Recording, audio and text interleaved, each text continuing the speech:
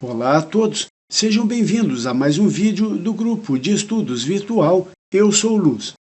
Hoje vamos dar continuidade à série de vídeos sobre o ego humano e a mente carnal.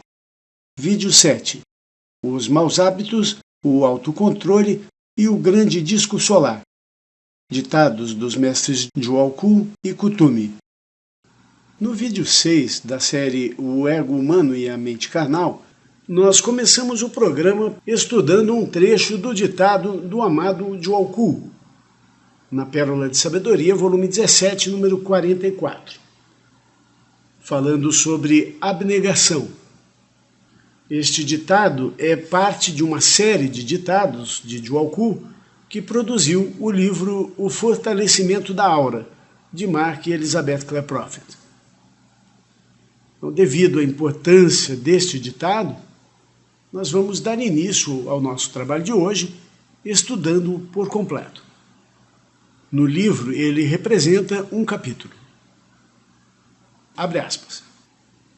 Os anéis concêntricos da cor dos raios emanando dos 7 chakras denotam o intercâmbio da energia entre o microcosmo e o macrocosmo, no interior do ser, do homem e da mulher da nova era. A entrada e a saída de energia que acompanham este processo marcam a integração da alma com o corpo causal, conforme ela entra em comunhão com a presença Eu Sou. Descrevemos os anéis de luz que nos seres crísticos emanam continuamente do chakra do coração.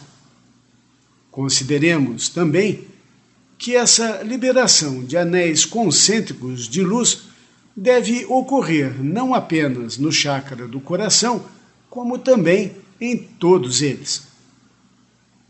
Essa liberação se torna possível à medida em que o indivíduo emprega conscientemente os chakras como centros distribuidores das energias da presença do Eu Sou, que circulam a partir do chakra do coração para os 4 corpos inferiores.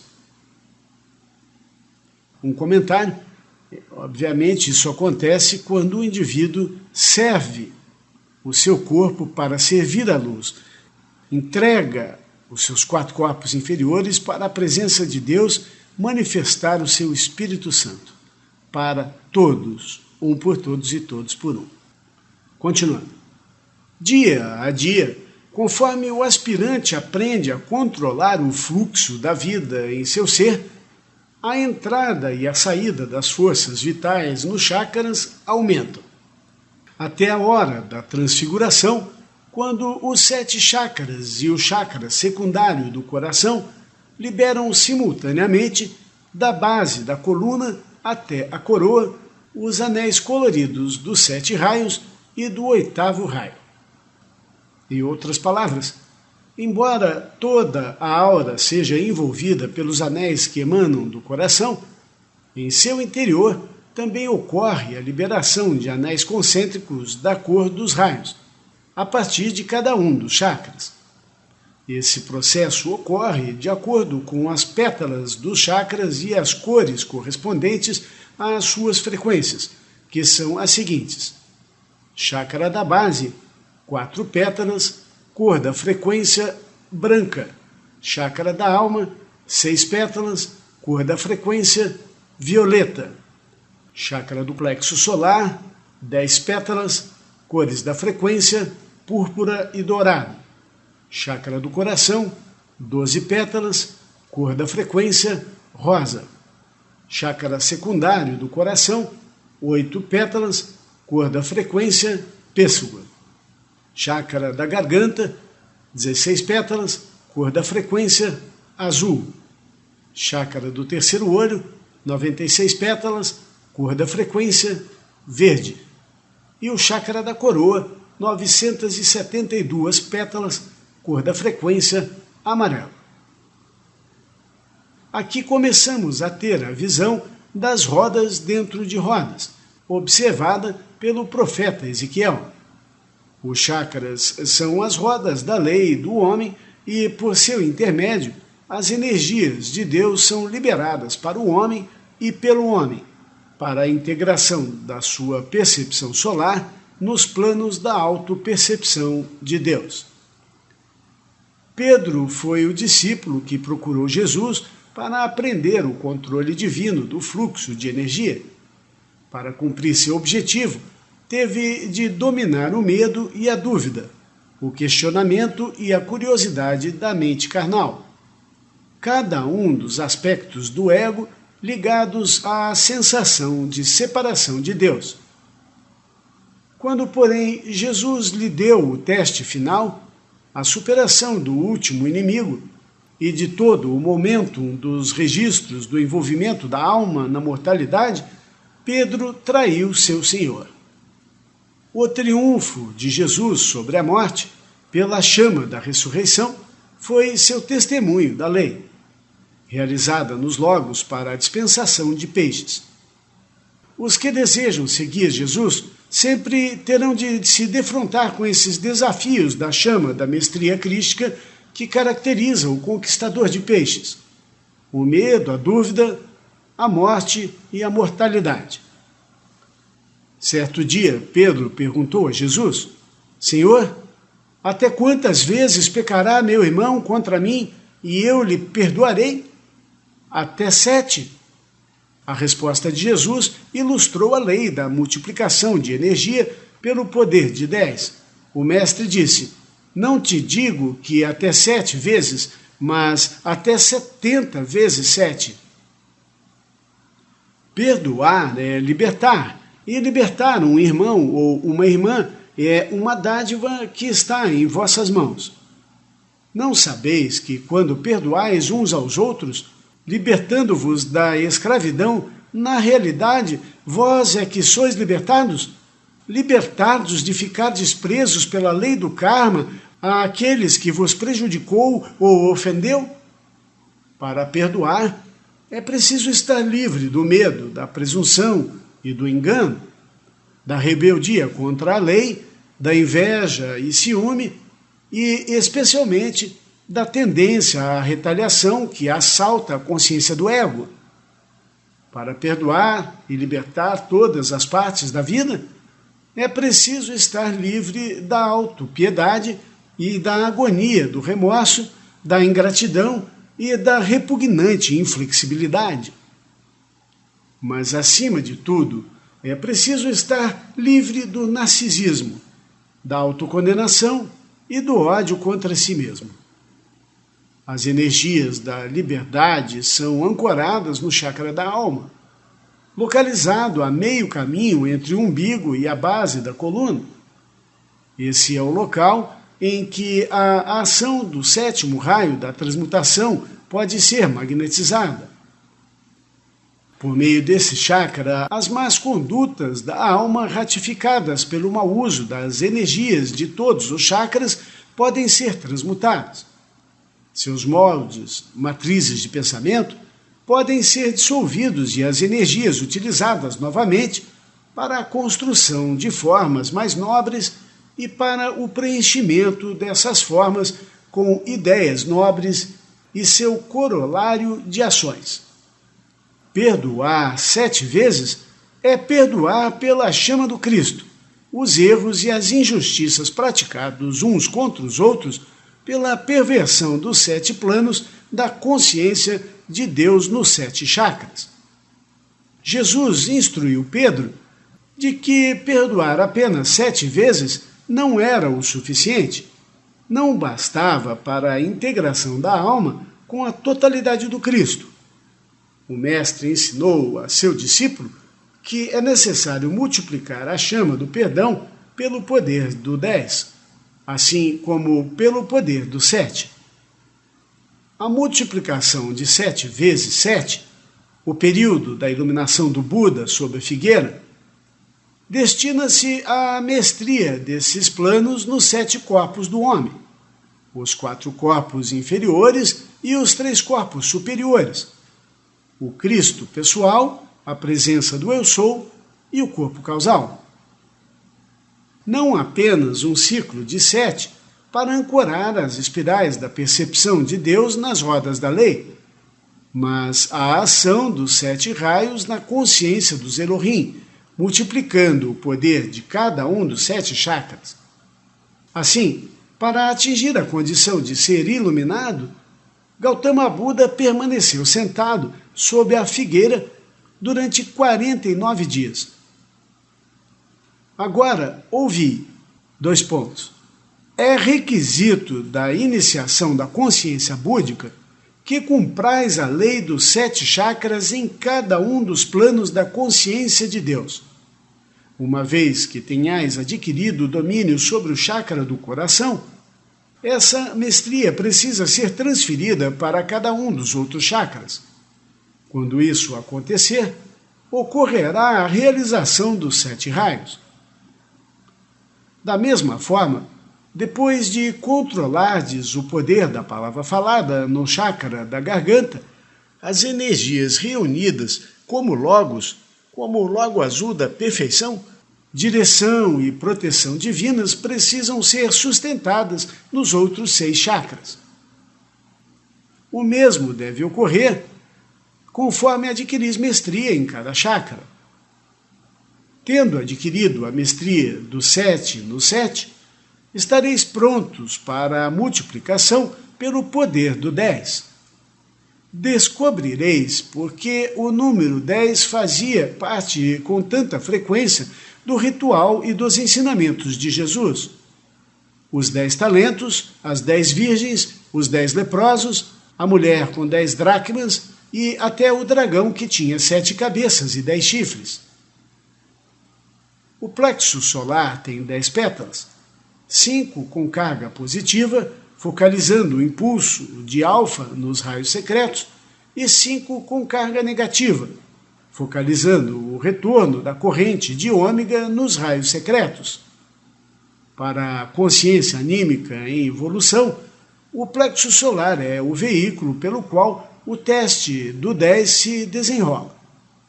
É o teste da abnegação que sempre envolve o teste das emoções e de seu controle divino por intermédio do ego divino, o qual só pode se tornar proeminente na alma após a renúncia do ego humano.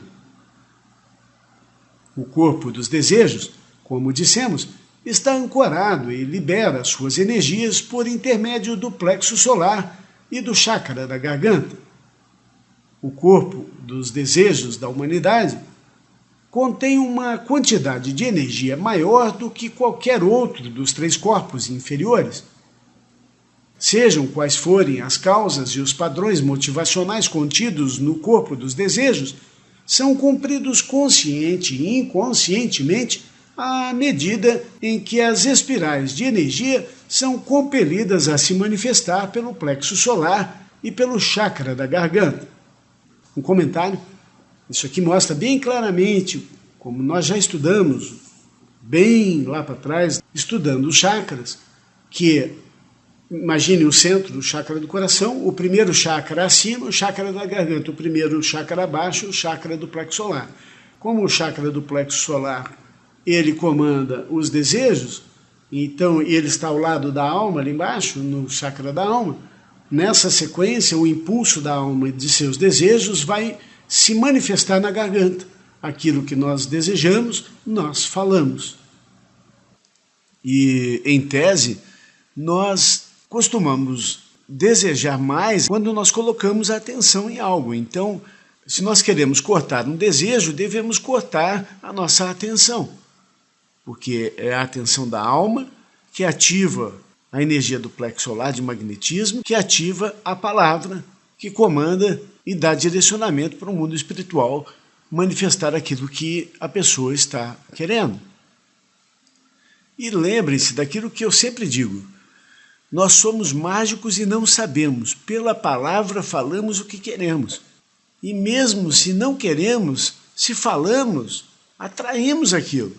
Então não podemos falar.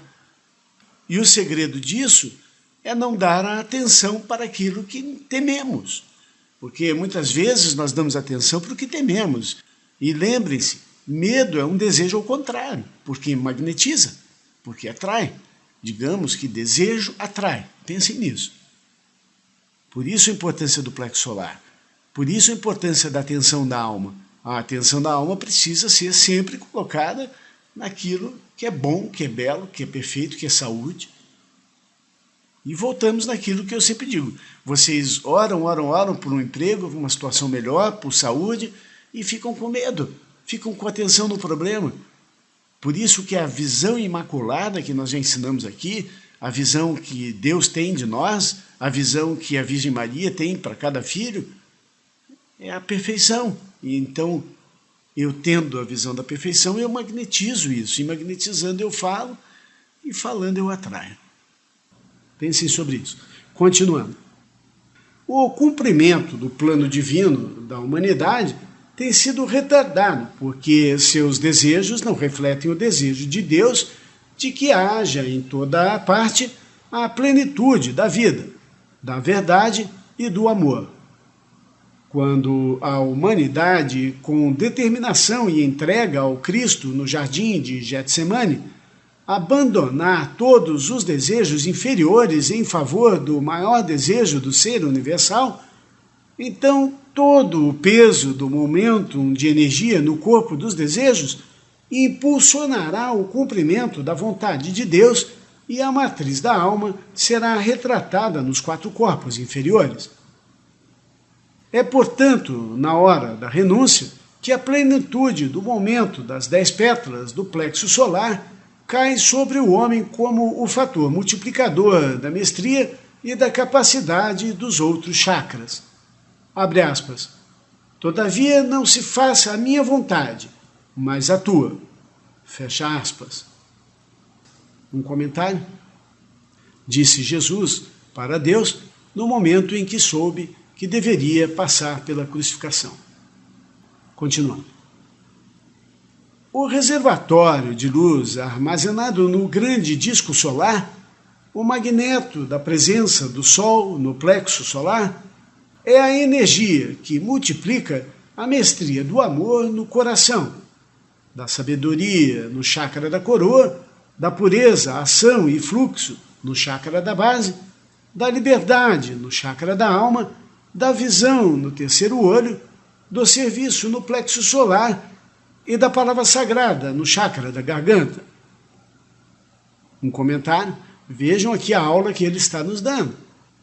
Isso aqui é muito legal.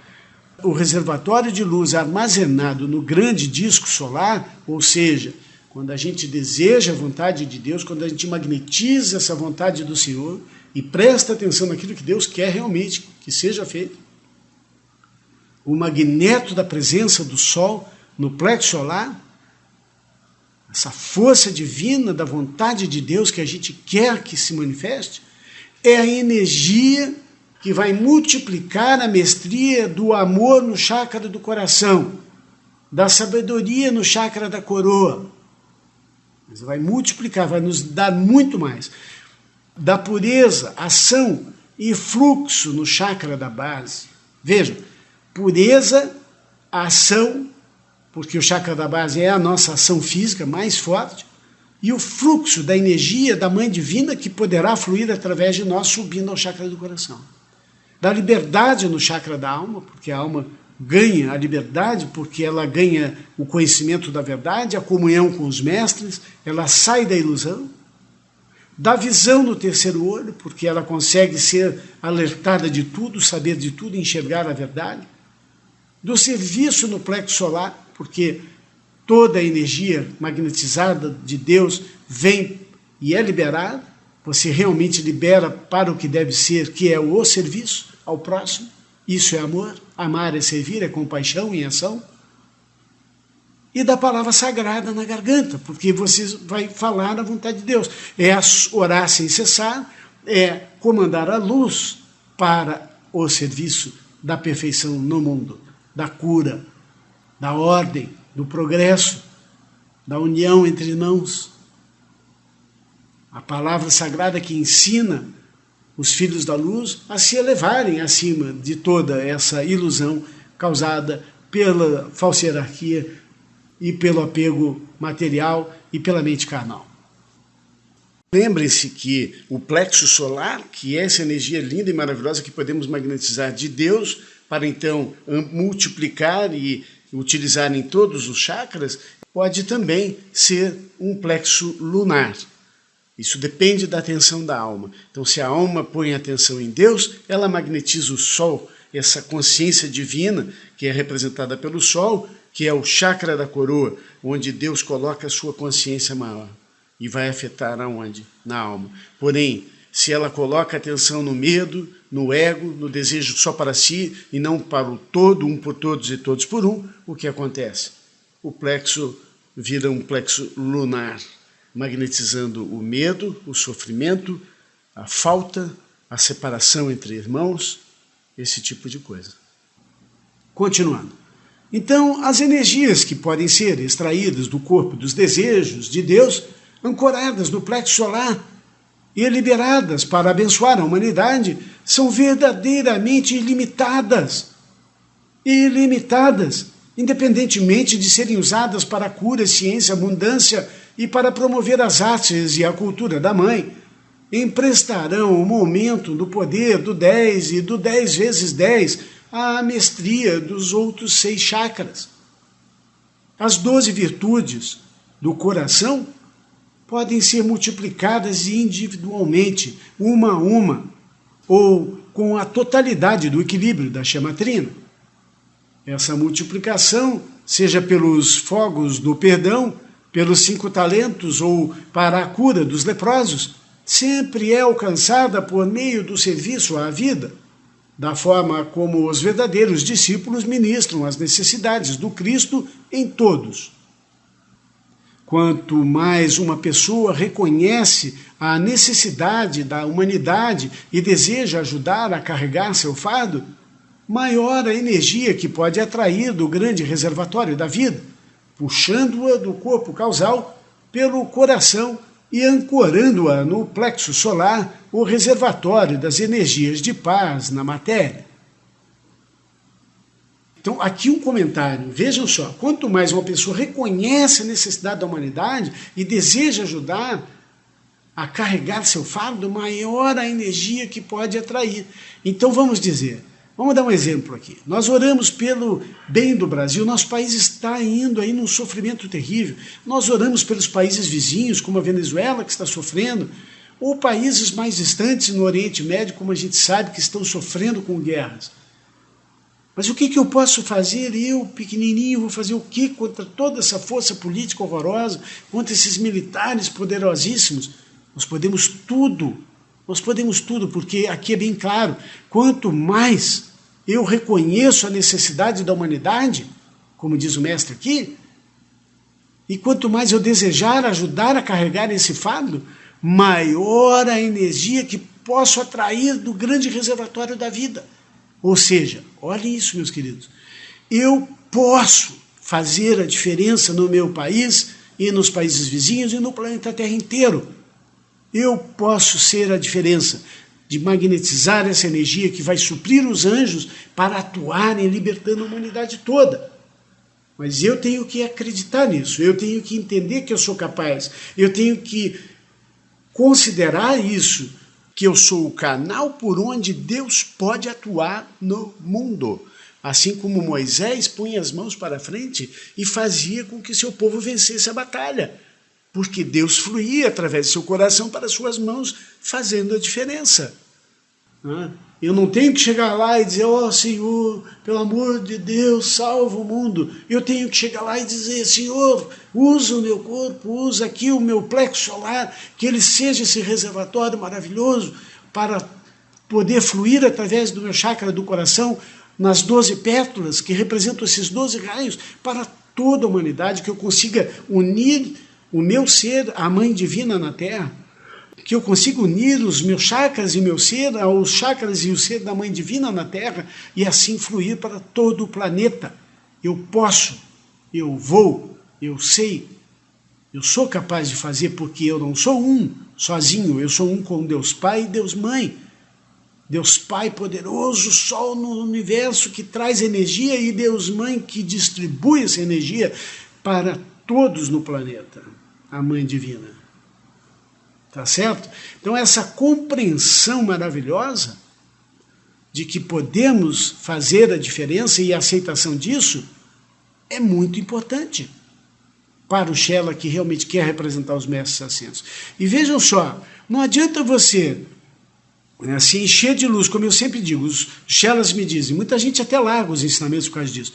Aí eu decreto e não consigo resolver meu problema financeiro, não consigo resolver os problemas da minha família, não consigo fazer nada. Quer saber de uma coisa? Esses decretos não funcionam. E isso acontece por quê?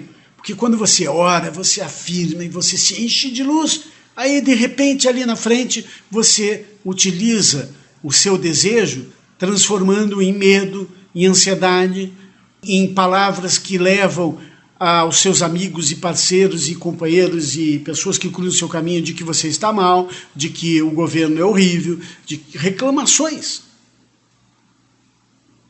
E aí o que acontece? Toda aquela luz que veio para o seu plexo solar, dando para você aquele banco de energia poderosa para poder te ajudar a vencer esses problemas seus e de seus parentes, de seus familiares.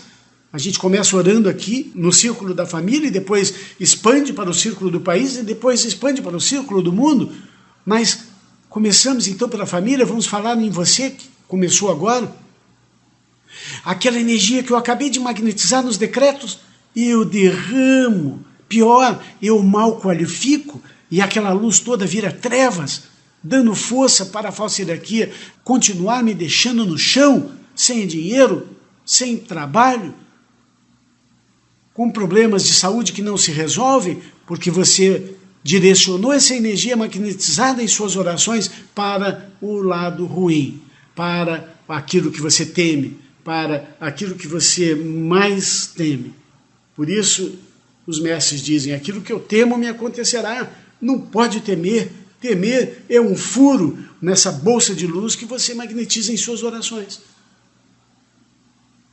Então não só não podemos ser aquele ser que vai na igreja só no sábado, para depois reclamar e chorar a semana inteira, como não podemos ser aqueles que oram todos os dias, como a gente indica, fazendo suas invocações, de manhã e à tarde, reclamando da vida e das situações. Fujam da reclamação, passem sempre a agradecer a Deus. Quando alguém reclamar, batam de frente, sejam fortes para dizer, vai dar certo, você está errado, nós vamos conseguir, nós vamos vencer. Até o último minuto, pode estar se afogando, mas você vai estar dizendo, vai dar certo, o Senhor vai nos ajudar, as coisas vão mudar, vai dar certo, tudo vai melhorar. Tem que ser extremamente positivo. Tá? É isso que o mestre está ensinando aqui. Continuando. Percebei também, ó Shelas que desejam expandir os domínios da aura pelos anéis concêntricos dos chakras, que as energias do plexo solar podem ser pervertidas e depois empregadas para multiplicar as perfeições dos outros chakras. Vejam o que o mestre está dizendo, exatamente o que eu acabei de comentar. Eu comentei sem saber o que vinha no parágrafo seguinte. Continuando. Por esse motivo, as 7 cabeças do dragão, a besta da mente carnal, simboliza as perversões dos 7 aspectos da consciência de Deus por intermédio do corpo mental inferior. Aqui mais um comentário. O que são essas perversões dos 7 aspectos da consciência de Deus, e muito mais do que isso, porque são multiplicadas também, né? O negativo também é multiplicado. Que são o quê? Os 7 pecados capitais, que vocês conhecem bem e nós já estudamos aqui. Continuando. As 7 coroas sobre a cabeça do dragão revelam o mau uso dos 7 raios para amplificar as 7 perversões. E os 10 chifres são usados para multiplicar os 7 vezes 7 pela energia da vontade humana no plexo solar. Conhecendo a lei, a humanidade precisa decidir como usará a energia de Deus e de que maneira liberará as energias dos 7 chakras. Lembrai-vos da parábola do homem que, ausentando-se do seu país, chamou seus servos e entregou-lhes os seus bens. Aquele a quem deu 5 talentos era o que necessitava da iniciação do teste do 10 no plexo solar. O Senhor deu ao seu servo os 5 talentos como um impulso da energia de alfa. Esses talentos atuam no plexo solar como 5 eletrodos positivos dos 5 raios secretos e representam o impulso da corrente de alfa. Depende da alma que habita no tempo e no espaço, distante da presença do Senhor, o Cristo pessoal e a presença do Eu Sou, usar esses eletrodos como a polaridade masculina do espírito para atrair, pelo seu magnetismo, as energias correspondentes de ômega, os 5 eletrodos dos 5 raios secretos, e a corrente de retorno da chama da mãe, que se eleva a partir do chakra da base. A permanência no tempo e do espaço até o retorno do Senhor é uma oportunidade de um indivíduo provar sua capacidade de sustentar o que recebeu e usá-la para multiplicar a essência do espírito nos planos da matéria. Quando o Senhor retornou aos seus servos, o que recebera 5 talentos se aproximou e entregou-lhe outros 5, dizendo: Senhor, confiaste-me 5 talentos. Olha, aqui estão os outros 5 talentos que ganhei com eles.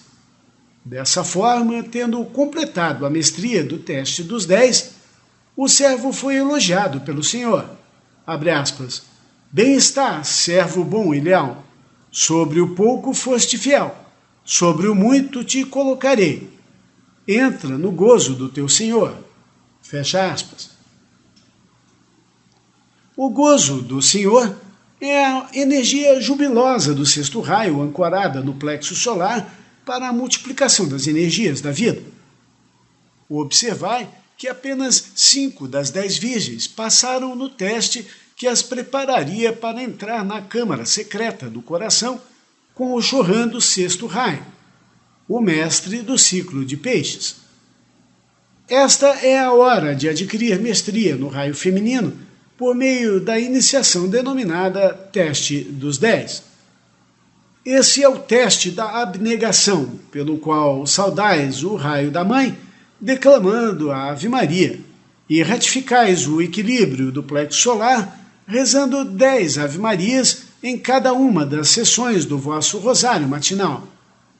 O propósito do teste dos 10, multiplicado pela ação dos 5 raios secretos, que forma a estrela do homem, é atrair por meio dos chakras as energias da Mãe e do Espírito Santo. Esta é a era da oportunidade para o equilíbrio do coração, da inspiração e expiração do sopro sagrado e do equilíbrio nos testes do 7 vezes 7, multiplicado pelo poder dos 10. Cumpri os ciclos do fluxo de energia no campo da força do ser e observai como a aura se expande. Estou focalizando a geometria da aura no Cristo cósmico até que, pela lei do equilíbrio, harmonia e congruência, possais assumi-la. Jolku. Maravilhoso. Isso aqui, pelo menos para mim, diz tudo. Espero que tenha atingido vocês com essa compreensão, levado essa compreensão a todos, para que vocês possam colocar em prática. Quanto mais vocês reterem essa luz e utilizarem em prol do bem, do bom, do belo, da ordem, do progresso, e serem fisicamente, no dia a dia, um por todos e todos por um, a aura de vocês vai se encher de luz e de positividade, e vocês vão atrair para vocês tudo de bom. Só coisas boas vão ocorrer na vida de vocês. Agora, a preocupação, a reclamação, a tristeza, a chateação, tudo isso traz para vocês o seu equivalente. Vamos então agora estudar um texto sobre o autocontrole. É um texto do Hexagrama 44 no livro O Guia do I Ching. Perfeito, maravilhoso, um texto fantástico que fala por si só. Autocontrole. Precisamente quando nos tornamos descontraídos, começam novas queixas interiores, de maneira sutil e aparentemente inocente. Se lhes dermos ouvidos, ficaremos insatisfeitos. Então, nos é apresentada uma solução tentadora sob a forma de uma pessoa, ideia ou objetivo desejável. Embora a tentação possa parecer inofensiva, assim que a levarmos a sério, ela assume inteiramente o controle e intromete-se com energia. Tudo isso acontece porque, ao lhe darmos ouvidos, ou irmos encontrá-la a meio caminho, permitimos que o ego, a mente carnal, adquira poder. Ocorre uma situação similar quando percebemos que o elemento inferior, o eu inferior, em outras tentativas, procura nos manipular ou nos desestabilizar. Para responder corretamente aos inferiores dos outros, precisamos antes identificar quaisquer tendências dos nossos inferiores, mente carnal e eu inferior, a ir ao encontro dos outros. A observação do mal nos outros invariavelmente desperta nosso ego, o qual procura revidar insulto com insulto e golpe com golpe. Procurando justificar-se, ele julga que, por ter de aceitar a disciplina, os outros também devem ser punidos e restringidos. Se permitimos que o ego seja brusco e intolerante, ele desenvolve um poder demoníaco. Para minar esse poder, temos que retomar a humildade. Isto talvez exija que recordemos como fomos ajudados a superar algumas de nossas fraquezas. Possivelmente teremos de relembrar o poder que nossos medos e equívocos tiveram sobre nós, bem como nossa dificuldade de livrarmos-nos deles. Pois são os mesmos medos e equívocos que provocaram nos demais a maldade por nós observada.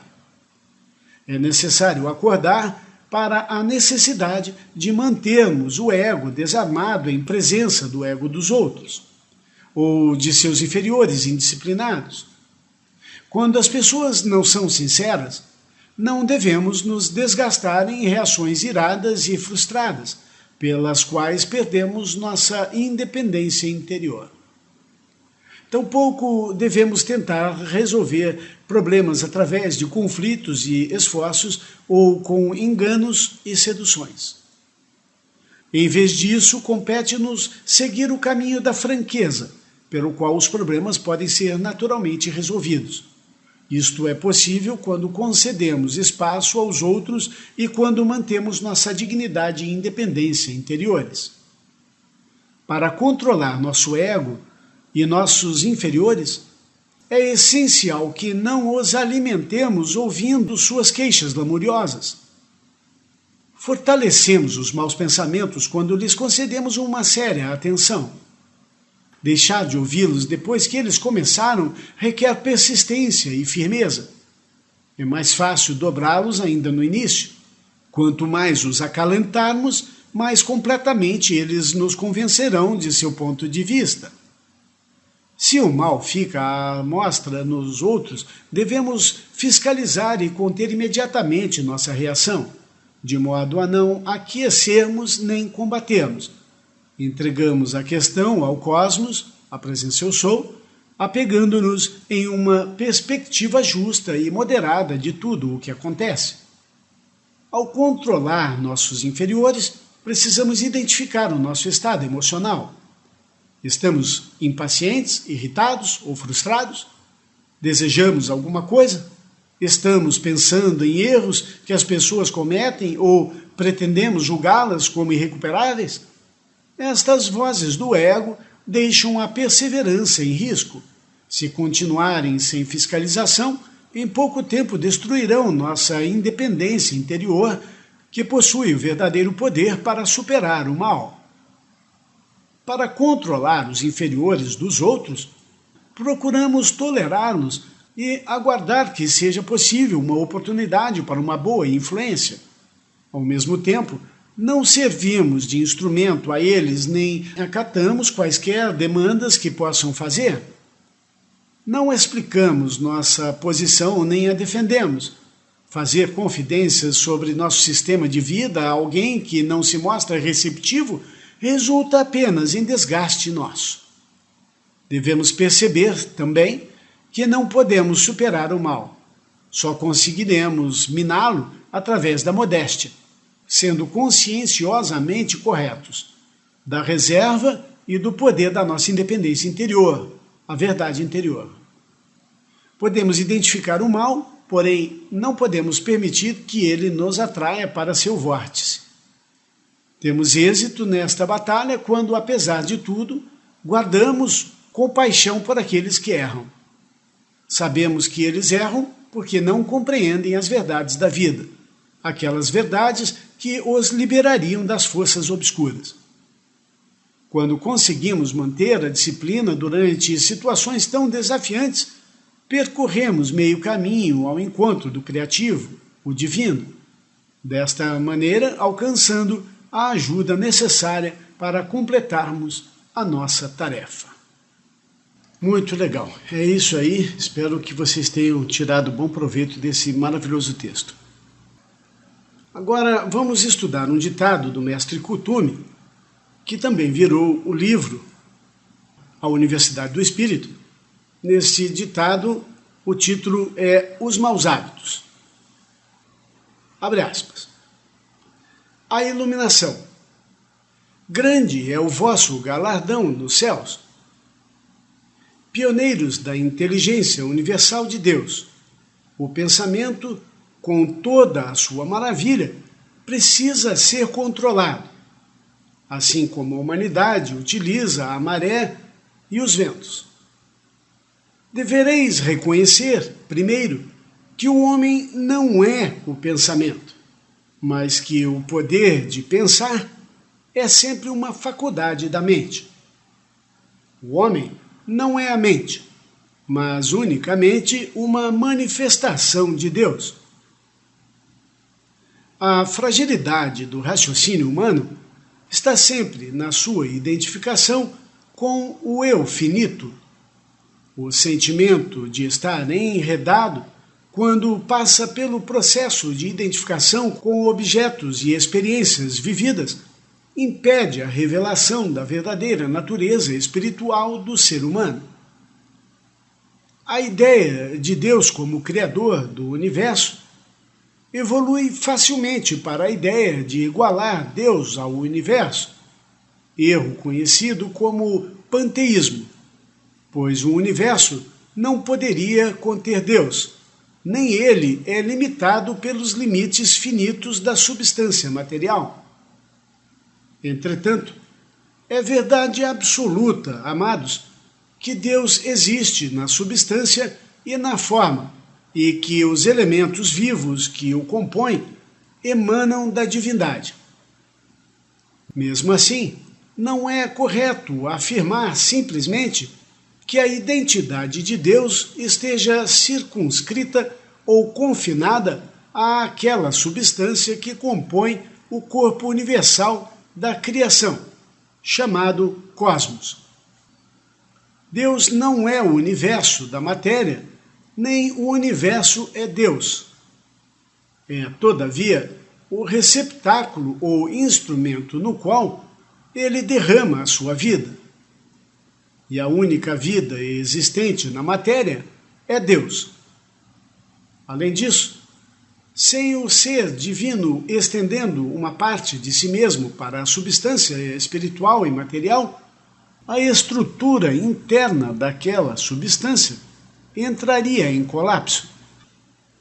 Da mesma forma, se os Elohim retirassem a sua consciência divina do alcance e da visão dos universos físicos, estes também e tudo o que neles existe cessariam de existir. Amados, Deus não é a mente que compreende e aprende por partes. A mente humana, que tem o potencial para perceber as coisas do espírito, está conectada e utiliza a inteligência universal de Deus.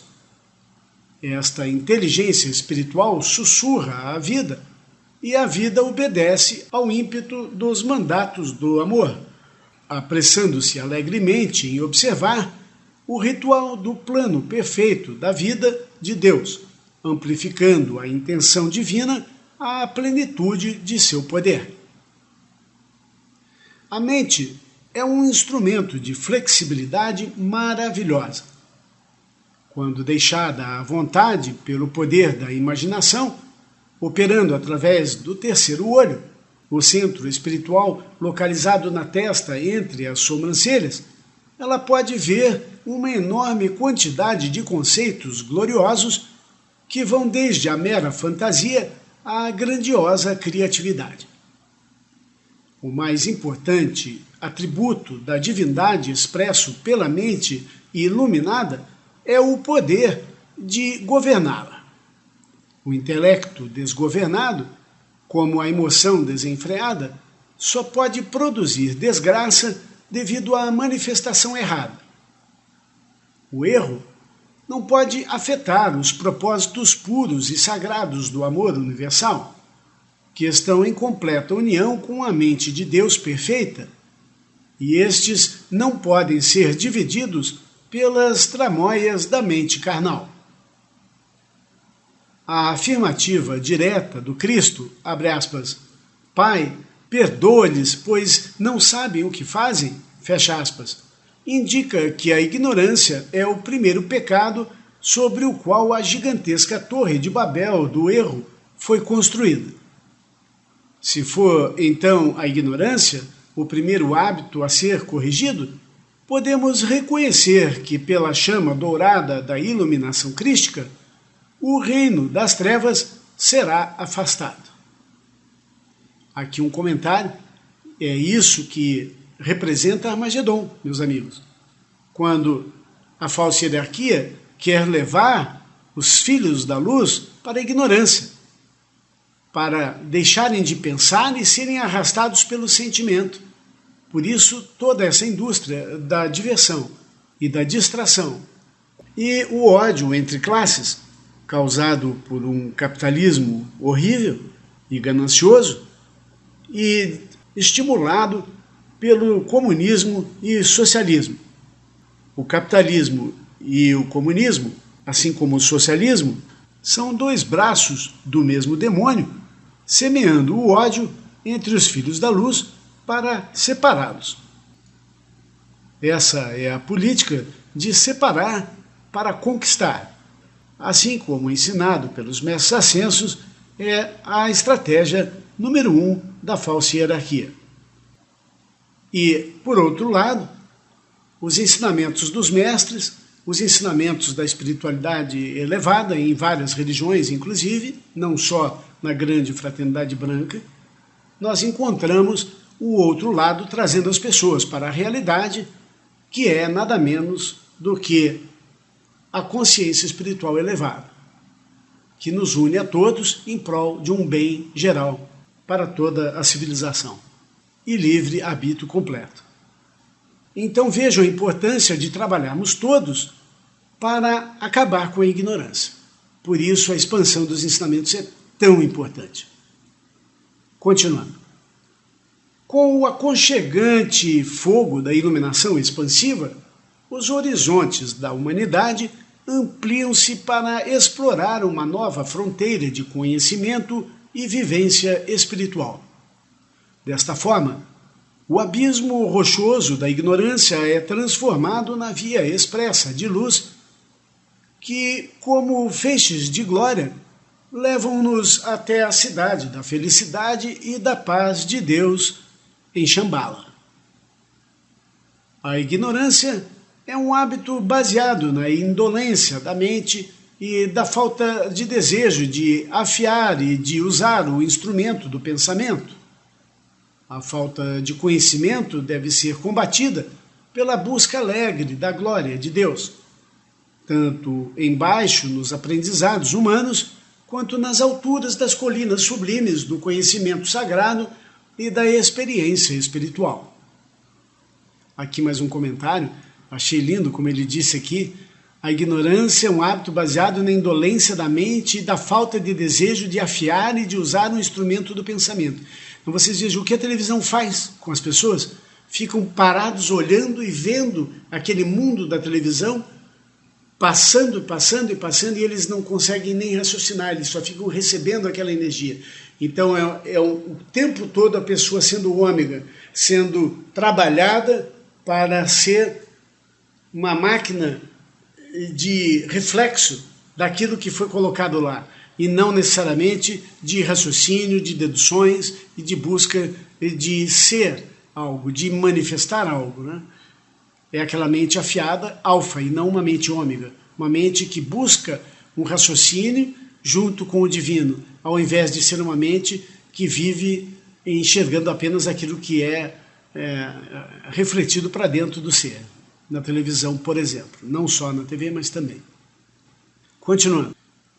Quando o processo pelo qual os hábitos são formados é entendido completamente, uma faculdade muito útil é criada. Para compreender como os hábitos são formados, é necessário observar os ciclos de vida atuando na experiência de cada dia. O ciclo das horas, que um dia faz declaração a outro dia, e uma noite mostra sabedoria a outra noite, é derivado da rotação diurna da Terra sobre o seu eixo, sendo os hemisférios opostos e ocultos alternadamente à radiação solar. Os ciclos dos anos definem-se pela revolução da Terra em sua órbita elíptica em torno do Sol. Os ciclos da civilização respondem às marés cósmicas de influência estelar geradas pelas configurações das hierarquias do zodíaco interagindo com os corpos do sistema solar. Muitos sistemas solares formam uma galáxia. Muitas galáxias caminham em procissão em torno do grande Sol central, apresentando um espetáculo assombroso ao qual, por falta de uma expressão mais apropriada, chamamos de a imensidão. Mas isto não é tudo. Esta consideração é para que possamos compreender que a mesma lei da energia em movimento que atua nos corpos planetários governa o processo ordenado que ocorre cada vez que criamos um hábito no mundo, ou seja, colocamos em movimento e lançamos em órbita. Estando a humanidade consciente disso ou não, a lei segue o seu ciclo de realização e estabelece um hábito como um resultado devidamente reconhecido da lei do círculo. A eletricidade e o magnetismo tomam parte no estabelecimento e na sustentação da ação e do poder do hábito. Usando o exemplo de um eletroímã, desejo transmitir aos estudantes a consciência dos ciclos usados ao enrolar o fio numa espiral magnética. Estes indicam a repetição da lei do círculo. Círculo que, neste caso, se torna um momentum em espiral que se acumula em cada volta, assim como um hábito é fortalecido pela sua repetição. Quanto mais voltas o fio dá em torno do núcleo magnético, maior indução e magnetismo correspondente serão criados pelo eletromagneto conforme a eletricidade flui através da espiral. Ao compararmos as leis naturais da física com a metafísica da psicologia humana, pedimos ao estudante que pare por um momento e analise por si mesmo este esforço de atos desejados ou indesejados, como se cada ato em si mesmo reunisse à sua volta um momentum de energia, formando uma espiral à volta do altar raquidiano, e considere que este processo de magnetizar o cerne do ser, a energia e consciência da pessoa, acontece todas as vezes em que ele atravessa de novo, repete, mental ou fisicamente, estes ciclos de repetição, ao transmitir mecanicamente a sua energia, eletricidade, ao mesmo padrão de hábitos, gerando uma força magnética dominante, eletromagnética, se assim o desejarem, um verdadeiro momentum, atraindo o bem ou o mal para a sua personalidade humana divina. Apresentamos esses fatos não para amedrontar, mas para libertar, pela iluminação da alma todos os que desejam ter o controle sobre as suas vidas diárias. Entretanto, o estudante comum vai precisar de mais do que a armadura do seu conhecimento inicial para lutar contra o poder dos hábitos antigos, arraigados, indesejados e infrutíferos. Estes hábitos, como a figueira seca, não geram os frutos da consciência superior e muito menos as realizações humanas positivas para o bem-estar social que são esperadas de todos os chelas na senda. Embora aprisionem uma grande quantidade de energia da humanidade numa espiral magnética de desejos e atos repetitivos. Por isso, eles precisam ser, entre aspas, amaldiçoados, ou seja, julgados pelo Cristo, abre aspas, purificados pela retirada de toda a energia investida neles. Suas espirais e sua consciência e momento lançados no fogo sagrado da transmutação, invocado constantemente sob a forma de decretos dinâmicos de chama violeta. Aqui um comentário, pode fazer mantras também, não só decretos dinâmicos, mas mantras. Mantras também, principalmente, lembrar que os mantras cabem muito bem quando são utilizados no dia a dia, indo e vindo daqui para lá, de lá para cá, quando o estudante ainda não conhece os decretos dinâmicos by heart, né, pelo coração, de cabeça, para poder fazer sem ler. Continuando. Apresentamos-vos esta explicação básica do nosso estudo da lei e da formação do hábito neste primeiro discurso sobre o assunto, para que vós, nossos discípulos abençoados, possais no espírito e na tradição de Jeremias, abre aspas, desenraizar, arrancar e destruir, fecha aspas, todas as espirais negativas e hábitos autodestrutivos e, abre aspas, construir e plantar, fecha aspas, as espirais positivas e hábitos construtivos necessários à vossa autorrealização em Deus. Seguiremos uma linha de estudo ordenada e veremos como a formação dos hábitos está ligada à colocação em movimento dos ciclos temporários governados pela lei das espirais que a pessoa coloca em movimento em algum momento e lugar para si mesma. A lei do hábito determina que aquele que criou um hábito é o único que pode destruí-lo, simplesmente por ser a sua energia, o seu livre-arbítrio, a sua criação pessoal, na senda da mestria pessoal, que estão envolvidas no processo. Se a pessoa decidir destruir um hábito seu, ela precisa ajustar os ciclos de energia e liberá-los, para poder direcioná-los para canais construtivos. É necessário compreenderdes que, quando os bons hábitos são criados e os maus hábitos transmutados, uma natureza mais semelhante a Deus evolui, permitindo mais uma vez que o Cristo vivente surja e seja honrado na carne.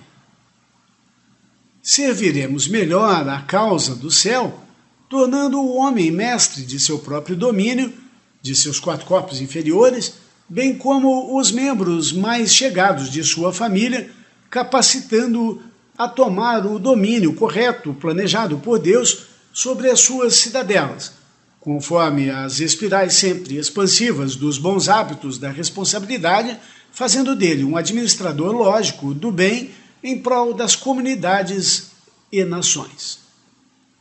Ou seja, comentário, dando bom exemplo. Voltando ali para trás um pouco, onde o mestre diz que nós temos que ter os bons hábitos, né, e tirar os maus hábitos, né?